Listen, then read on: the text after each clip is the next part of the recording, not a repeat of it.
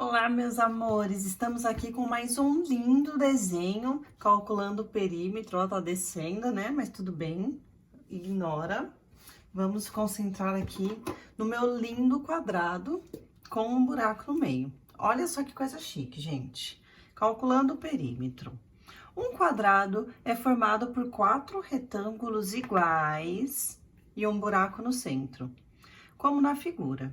Cada um dos retângulos tem um perímetro de 16 e as medidas de seus lados são números inteiros. Então, olha que bacana. Se o perímetro é 16, então o que nós podemos deduzir? Que eu tenho que arrumar números que façam com que o seu contorno meça 16. Então, já para adiantando aqui, ó, eu tenho 5 e 3, 5 e 3, 5 e 3, 5 e 3, ó. Confiram comigo. Cada retângulo tem medidinhas de 5 e 3, que dá 8, mais 8, 16. O contorninho 16, ok?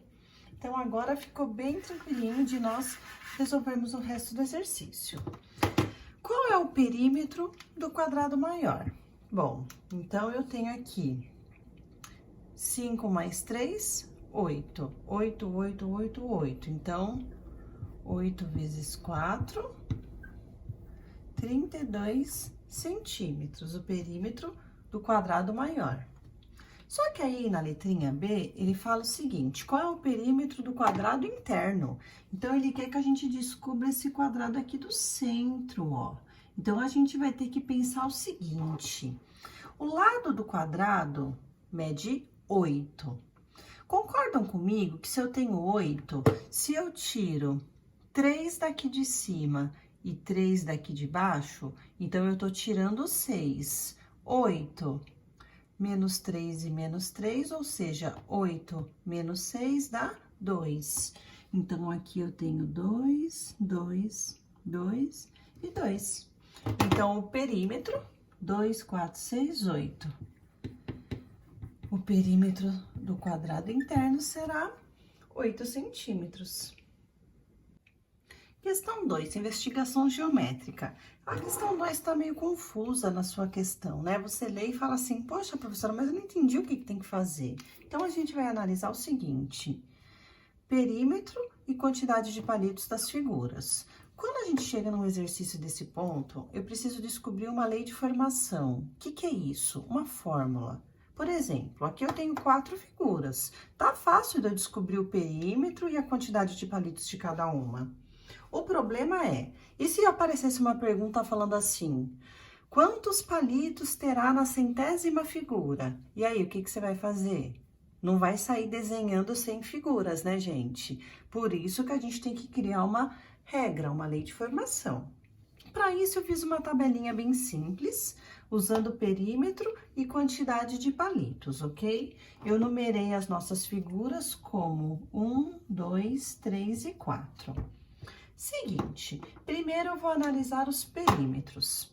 Perímetro é o contorno, certo? Perímetro da figura 1. Perímetro da figura 2. Perímetro da figura 3. E perímetro da figura 4. Ok. O que nós podemos concluir, então, com o perímetro? Observação importantíssima. A posição 1, 2, 3, 4, essa posição tem tudo a ver com o resultado. Ou seja, eu preciso usar uma conta com o número 1 para chegar no 3. Uma conta com o 2 para chegar no 4. E assim por diante, ok? Bom, do 1 para chegar no 3, eu posso dizer que é 1 mais 2. Legal. Do 2 para chegar no 4, eu posso dizer também que é 2 mais 2. Do 3 para chegar no 5, eu posso dizer que é 3 mais 2. Do 4 para chegar no 6, é 4 mais 2. Então, eu posso dizer aqui que o perímetro de cada uma dessas figuras seria, então, a posição, o número da posição, mais 2. N mais 2. Como assim, professora? Não entendi. Simples. N é o número da posição. Então, ó, troca a letra N por 1. 1 mais 2, 3. É o perímetro. Troca a letra N por 2. 2 mais 2, 4. Troca a letra N por 3. 3 mais 2, 5. Troca a letra N por 4. 4 mais 2, 6. Ok? Então, temos aí a regra de formação para o perímetro. Legal, né? Agora, vamos ver, então, para descobrir a quantidade de palitos. Então, primeira figura tem 3 palitos. Ops, caneta voadora. Segunda figura tem 5 palitos. Terceira figura tem 7. E a quarta figura tem 9. Ok? Então, agora vamos tentar descobrir a regra de formação aqui. Do número 1, eu preciso chegar no 3, do 2, eu preciso chegar no 5, do 3, eu preciso chegar no 7, e assim por diante. Do 1 para o 3, aumentou 2. Do 2 para o 5, aumentou 3. Do 3 para o 7, aumentou 4. Do 4 para o 9, aumentou 5. Só que está sendo valores diferentes que vão aumentando a cada sequência, e eu não posso ficar esperando o resultado do meu vizinho, ok? Então, para descobrir a quantidade de palitos aí, eu posso pensar o seguinte: do 1 para o 3, eu posso dizer que é 1 mais 2, ou seja, a quantidade de palitos inicial da posição, né? Mais 2. Aqui eu vou ter a posição mais 3, aqui eu vou ter a posição mais 4 e assim por diante. Para ficar mais simples, eu já vou colocar aqui para vocês essa regrinha de formação, ó. 3 mais 2 vezes N menos 1. Parece confuso, mas não é não, tá? A letrinha N é a posição da figura. Então, olha só, eu vou trocar o N por 1. 1 menos 1 dá 0. 2 vezes 0 dá 0, mais 3 dá 3. Tá aqui o 3. Agora, eu vou trocar por 2 e o resultado tem que dar 5, ó. 2 menos 1 dá 2. Oh, desculpa, 2 menos 1 dá 1. Vezes 2 dá 2, mais 3, 5. Agora, eu vou trocar o N por 3 e vai dar 7. 3 menos 1 dá 2, 2 vezes 2, 4, mais 3, 7.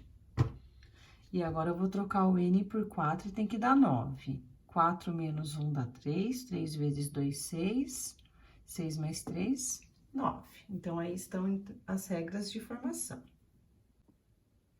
Pessoal, eu pulei a questão 3, ela era um joguinho, não tinha muito o que a gente fazer, tá? Então, vamos direto para o teste.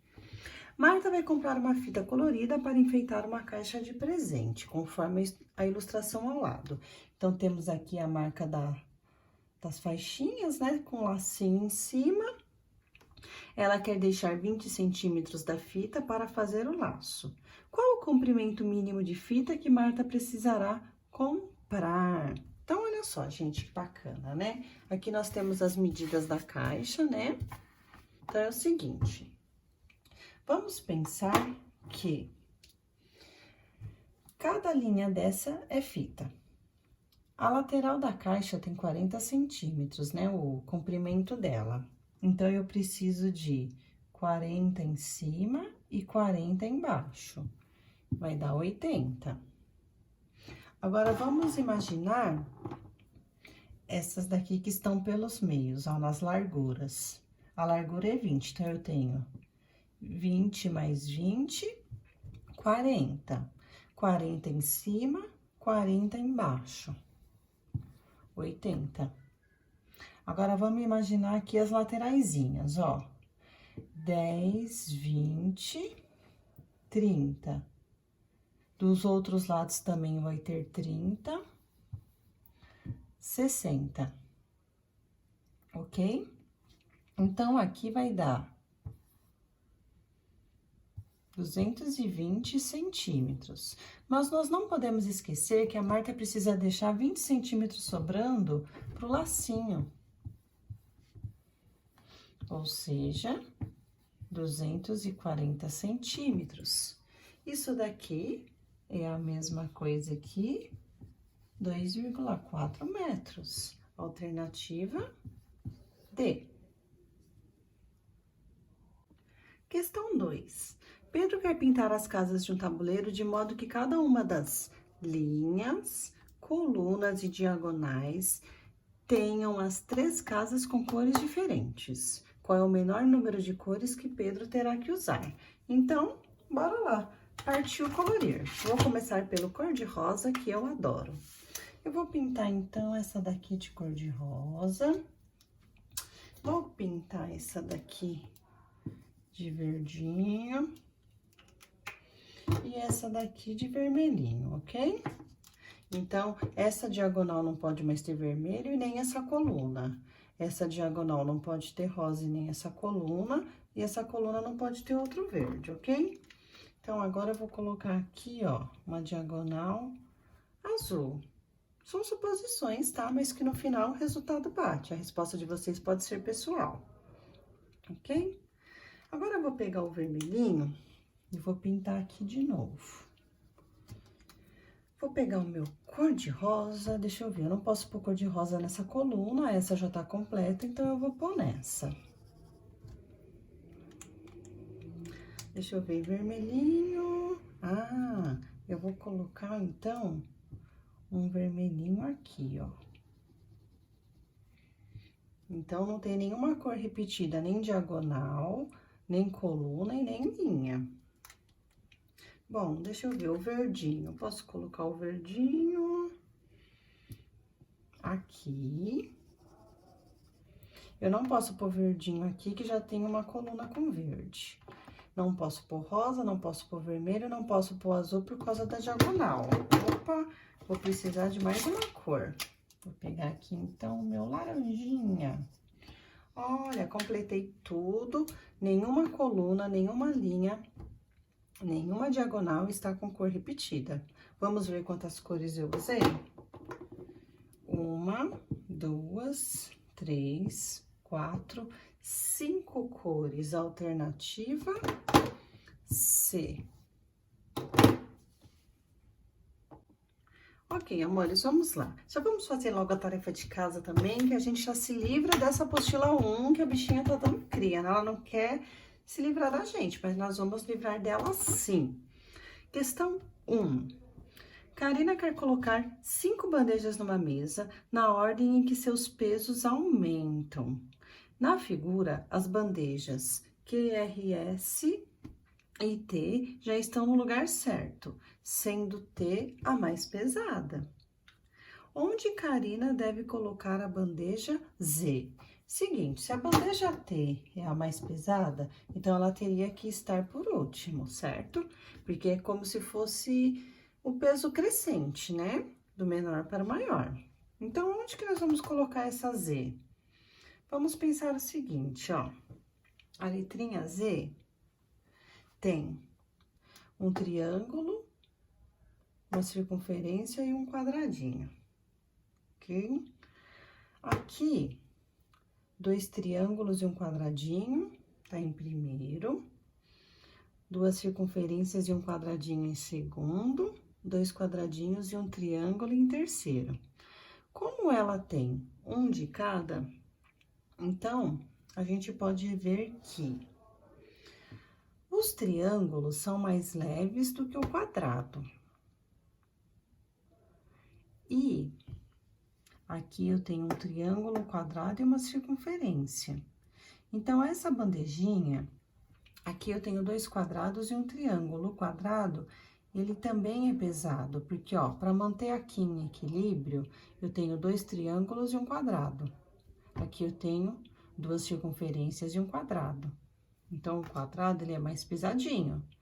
Então, eu teria que compensar com o quê? Uma circunferência e um triângulo. Então, a bandejinha Z, ela estaria aqui, ó, entre Q e R. Alternativa Ah, não, não tem alternativa, disfarça. É entre Q e R, ok? Questão 2. Essa questão é interessantíssima. É aquele tipo de conta que faz a cabeça do aluno sair fumacinha. Olha só.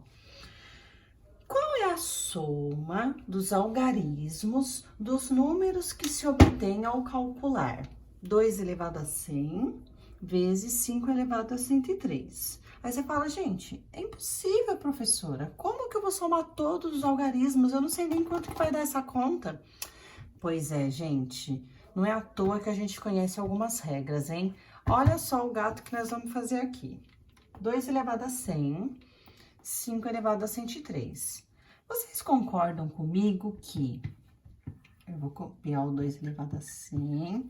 O 5 elevado a 103 é a mesma coisa que 5 elevado a 100 vezes 5 ao cubo. Lembra da regra da potenciação? Copia a base e soma os expoentes. Ah, então eu posso, professora, trocar o 103 por 103? Pode, claro que pode, se as bases forem iguais, sim. Então, olha que bacana. Então, eu dei uma desmembrada aqui. Agora, o que que eu posso favorecer para nós? Vocês estão vendo que o 2 e o 5 estão com o mesmo expoente 100? Então, olha que bacana, eu vou deixar o 2 e o 5 juntinhos e vou colocar o expoente 100 para eles. Afinal, é o mesmo expoente, não tem problema nenhum eu deixá-los junto. Mas, o 5 ao cubo vai ter que ficar sozinho lá fora. Então, olha que bacana. 2 vezes 5 é 10. Então, aqui eu tenho 10 elevado a 100. E aqui, 5 ao cubo, 5 vezes 5 é 25, vezes 5, que dá 125. Quando eu tenho aqui uma potência de base 10, o expoente é a quantidade de zeros. O que que isso significa? Que esse número vezes 125 é o número 125 acompanhado de 100 zeros. Olha que coisa incrível, olha que número gigantesco.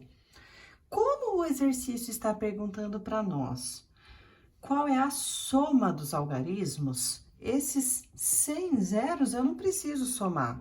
Porque 0 mais 0 mais 0 mais 0 mais 0 mais 0 mais 0 mais 0 mais 0 não importa, vai dar 0. Então, eu vou ter que somar o quê? Eu vou ter que somar só o 1 mais 2 mais 5, que vai dar 8. Olha só, gente, essa é a resposta.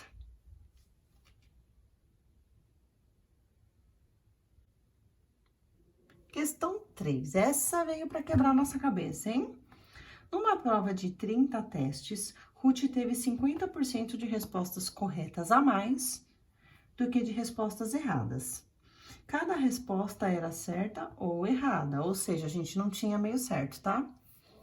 E Ruth respondeu a todas as questões. Quantas respostas corretas ela deu? Nossa, é uma confusão, olha só. Então, eu posso dizer que X eram as questões erradas. Então, olha só, as questões erradas, mais... Como tá falando que ela acertou 50% a mais, então eu posso chamar 1,5 de X, que é um total mais a sua metade. E X é a quantidade de questões. Tudo isso totalizando o quê? 30 questões. Então, as respostas erradas mais as certas é igual a 30. Errada é X, a certa é 1,5 de X, porque é a quantidade de errada mais a sua metade, ok? 50% a mais. X mais 1,5 de X dá 2,5 de X, que é igual a 30. O 2,5 tá multiplicando, passa para o outro lado dividindo. Então, ó, 30 divididos por 2,5.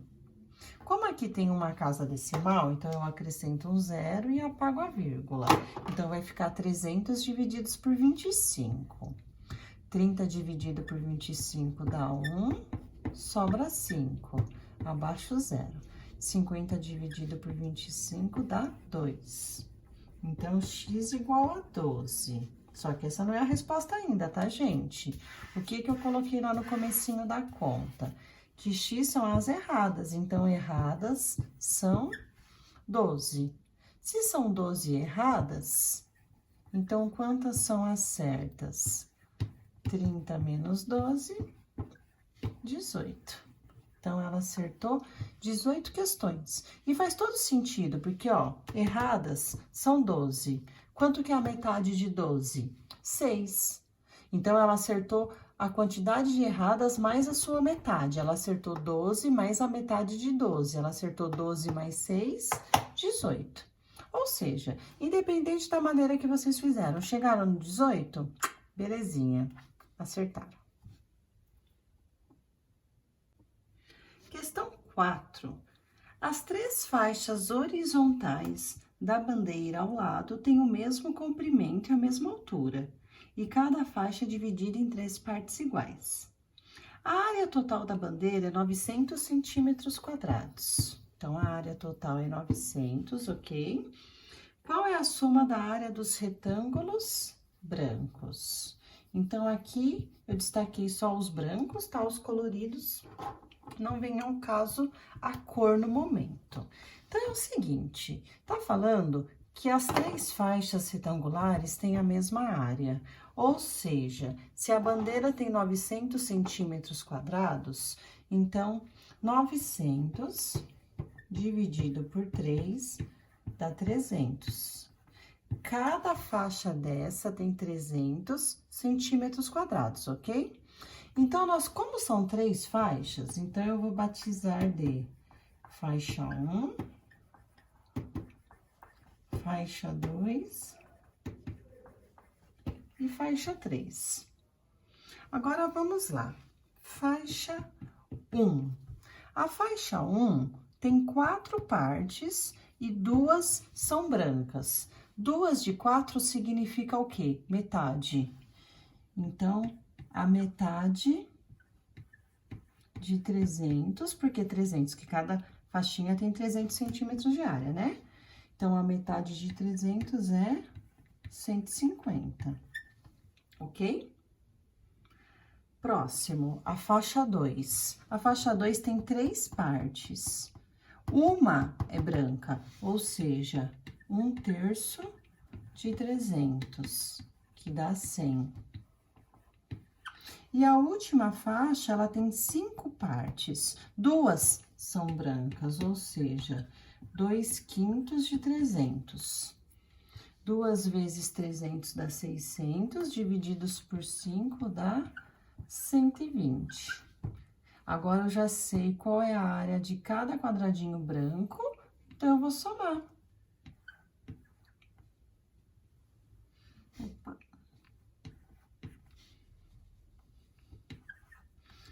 370